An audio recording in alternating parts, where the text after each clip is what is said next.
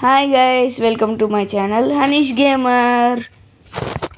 ఈరోజు మా అమ్మ సమోసా చేస్తే నేను వీడియో తీశాను.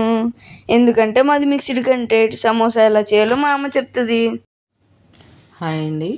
పిల్లల కోసం స్నాక్స్కి సమోసా ఎలా తయారు చేయాలో నేను ఇప్పుడు చెప్తాను. 2 కప్పులు గోధుమ పిండి,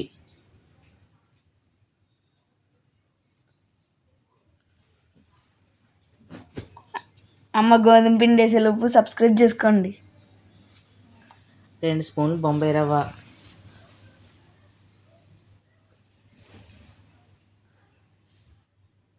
తగినంత సాల్టు, 3 స్పూన్లు నూనె కాకపోతే బటర్ వేసుకోండి.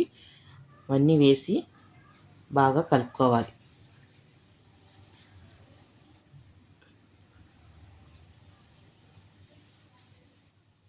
బాగా కలిపిన తర్వాత మొత్తం అంతా కలిసేలాగా బాగా కలుపుకున్న తర్వాత కొంచెం కొంచెంగా నీళ్లు పోసుకుంటూ చపాతీ ముద్దలాగా చేసుకోవాలి. కొంచెం కొంచెంగా నీళ్లు పోసుకుంటూ చపాతీ ముద్దలాగా చేసుకున్న తర్వాత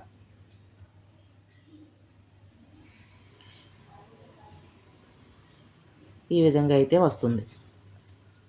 ఈ విధంగా ఉంటే మొత్తం సరిపోతుంది. దీన్ని మూత పెట్టుకొని పక్కన పెట్టుకోవాలి. ఇప్పుడు మనం ఒక 4 ఉల్లిపాయలు తీసుకుని చిన్న చిన్న ముక్కలుగా కట్ చేసుకుని దాంట్లోకి కప్పున్నర అటుకులు తీసుకొని 4 పచ్చిమిరపకాయలు చిన్న చిన్న ముక్కలుగా కట్ చేసి వేసుకోవాలి. 2 స్పూన్లు పచ్చికారం, తగినంత ఉప్పు వేసుకొని ఆనియన్స్ బాగా పట్టేలాగా కలపాలి. ఇది బాగా కలుపుకున్న తర్వాత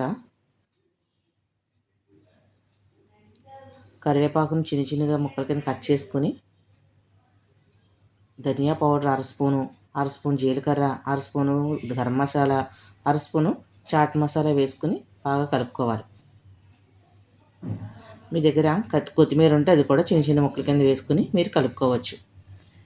ఇలా కలుపుకున్న తర్వాత దీన్ని పక్కన పెట్టుకోవాలి. తర్వాత 2 స్పూన్లు మైదా వేసుకుని దానిలో కొంచెం కొంచెం వాటర్ పోసుకొని పేస్ట్లా కలుపుకోవాలి. బాగా కలుపుకోవాలి. ఉండలు లేకుండా మొత్తం అంతా పేస్ట్లా వచ్చేలాగా బాగా కలుపుకోవాలి. ఇది మనకి సమోసాలు అంటించడానికి బాగా ఉపయోగపడుతుంది.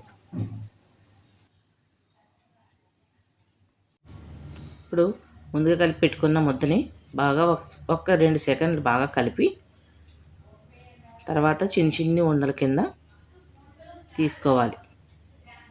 ఎంత చిన్న ఉండలు అయితే అంత మంచిది. ఎందుకంటే మనం పలుచగా చేసుకుంటాం కదా, క్రిస్పీగా వస్తాయి. పెద్ద ఉండలు అయితే మళ్ళీ లావుగా వచ్చేస్తాయి. కాబట్టి ఉండలు జాగ్రత్తగా చూసుకుని చిన్నగా చేసుకోండి. అన్నీ ఈ విధంగా చేసుకున్న తర్వాత ఇప్పుడు చపాతీ ఒత్తుకుందాం. చపాతీని బాగా పలుచగా చేసుకోవాలి.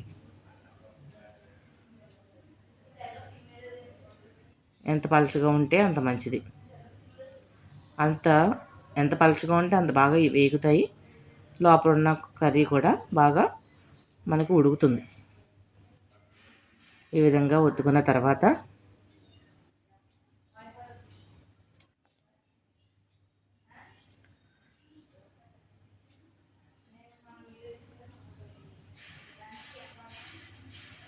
ఈ విధంగా ఒత్తుకోవాలి.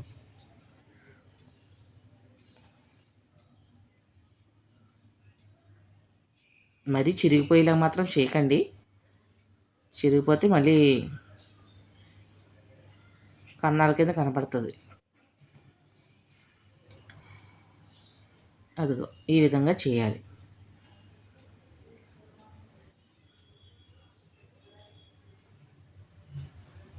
ఇటు నుంచి చూస్తే అటువైపు కనిపించిపోవాలి. అలా అంత పలసగా చేయాలి. ఇలా చేసిన తర్వాత ఇలా అన్నీ చేసుకుని పెట్టుకొని ఇప్పుడు స్టవ్ వెలిగించుకొని దాని మీద పాన్ పెట్టుకోవాలి. పాన్ వేడెక్కాక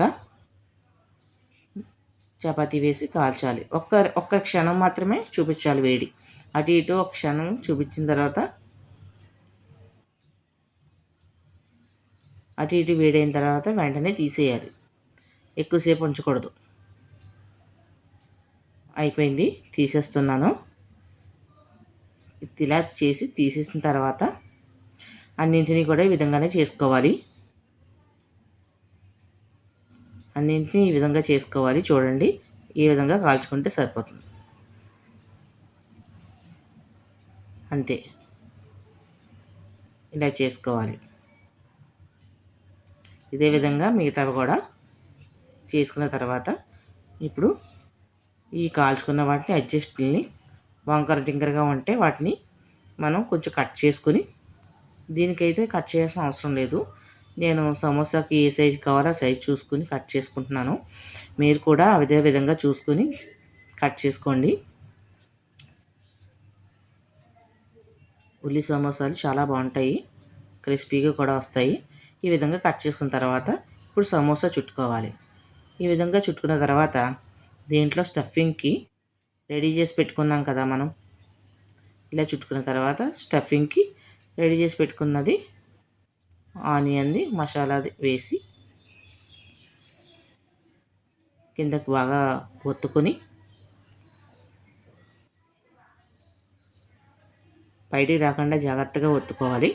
ఇప్పుడు మనం ముందుగా తయారు చేసి పెట్టుకున్నాం కదా, అది పిండిని జిగురు కింద ఇలా పూసి గమ్లా ఉపయోగపడుతుంది అన్నమాట. ఇది మనకి అంటించాలి, జాగ్రత్తగా అంటిస్తే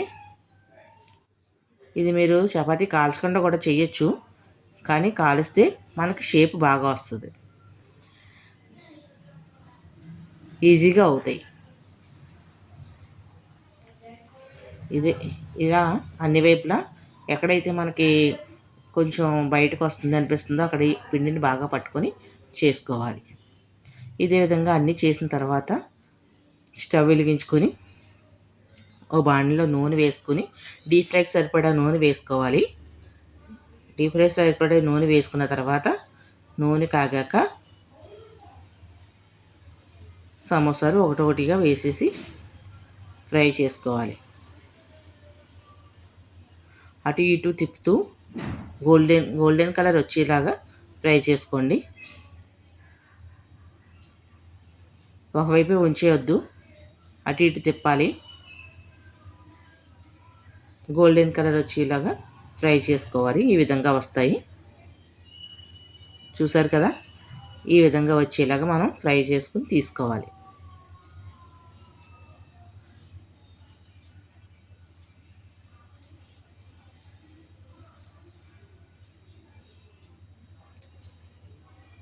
ఇప్పుడు ఇవి ఎలా వచ్చినాయో మనం ఒకసారి చూద్దాం.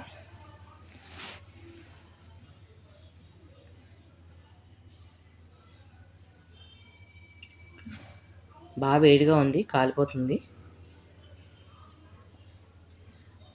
ఓకే, చూడండి ఎంత బాగా వచ్చాయో. ఈ విధంగా చేసి పెడితే పిల్లలు బాగా తింటారు. Thank you for watching.